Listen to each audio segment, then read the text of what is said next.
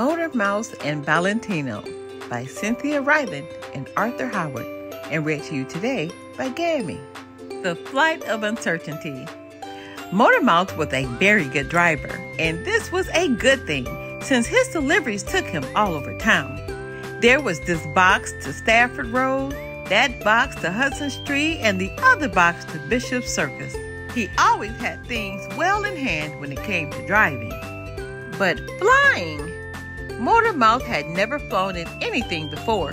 He enjoyed being close to home, wheels on the ground. And when he had a day off, he mostly liked a good read. So when his neighbor, Horatio, invited him on a hot air balloon ride with the Balloon Club, Motor Mouse was very uncertain. "I have never flown before," said Motor Mouse. "Oh, it's fun," said Horatio. "Quite a view." "And the landing?" asked Motor Mouse. "Barely a bump," said Horatio. Motor Mouse was still uncertain. "May I bring my brother?" asked Motor Mouse. Whenever his brother Valentino was along, Motor Mouse felt more adventurous. "Certainly," said Horatio. "We ballooners welcome everybody." And that is how Motor Mouse and his brother Valentino found themselves at sunset in a wicker basket attached to a giant hot air balloon. Valentino was much more keen on taking a ride than his brother Motor Mouse. He brought many flight perks, binoculars, maps, and so forth. But Motor Mouse just brought a bottle of juice. The ground crew got the balloon fired up, and off they went. And it was amazing.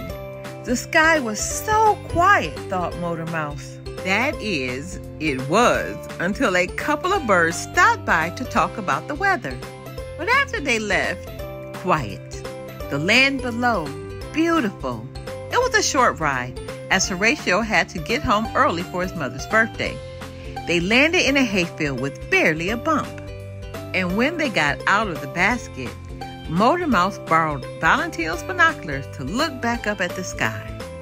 Simply beautiful. Scooter of one's own.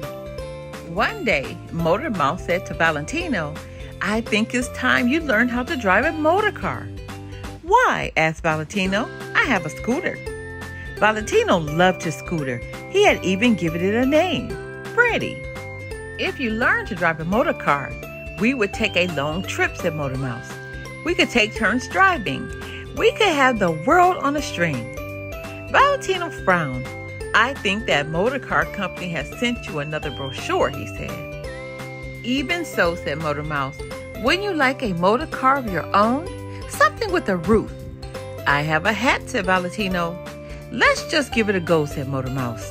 So Valentino got behind the wheel of Motor Mouse's motor car, and he started it up.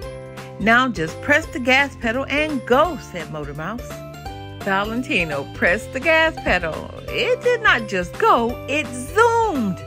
"Brake, brake," shouted Motor Mouse. Valentino stopped the motor car. "I miss Freddie," he said. Motor Mouse sighed.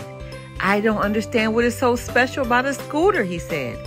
Valentino brightened. "I'll show you," he said. They went to the garage, and Valentino rolled out his scooter. "First," said Valentino, "it is a very nice shade of green." Motor Mouse grunted. "Second," said Valentino, "it has handlebars." Motor Mouse sniffed. "And third," said Valentino, "it's my best friend, besides you." Of course! Motor Mouse finally understood because his motor car was his best friend, besides Valentino. Then Valentino gave Motor Mouse a ride about town on his scooter, and it was grand. Assorted amusements and prizes. The fun fair was in town, and Motor Mouse was excited. He loved fun fairs almost as much as he loved his motor car, and that was a love as big as the moon. Motor Mouse and his brother Valentino made a plan to go to the fun fair first thing Saturday morning. "Don't oversleep," Motor Mouse told Valentino. Motor Mouse never overslept. He had deliveries to make Monday through Thursday, so he was up on his toes the moment the sun came up. "I never oversleep," said Valentino. "You have been oversleeping all your life," said Motor Mouse.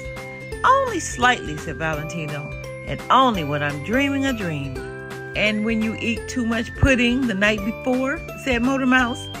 It depends on which flavor, said Valentino. No pudding and no dreams, said Motor Mouse. I'll be up with the sun, said Valentino. I love the fun fair. On Saturday, Motor Mouse and Valentino were first in line when the fun fair opened. The Ferris wheel was already spinning, the jugglers were juggling, and the barkers were calling, "Have a go!" Motor Mouse and Valentino looked at each other. Have a go they would. They tried their hand at ding-a-bell, they threw darts at the boards and balls at baskets, but still no prizes. I think the world's greatest candy floss will improve our aim, said Motor Mouse. I couldn't agree more, said Valentino. After eating their candy floss, Motor Mouse and Valentino were too full for games. They chose a haunted house ride instead. They took their seats. Don't squeak, said Motor Mouse. I'll try, said Valentino. The haunted house ride was dark and creepy, and sometimes a creature popped out of the closet. Every time someone squeaked. I knew you would, said Motor Mouse when the ride was over. Yes, said Valentino. Now let's go again. Motor Mouse and Valentino stayed at the fun fair a long time, even after dark. Riding the Ferris wheel was best after dark. Then, before they went home, they tried Ding the Bell one more time. And they both won a prize. It was a marvelous end to a marvelous day. Indeed, life was full. The end. We have so much more to learn. Be blessed.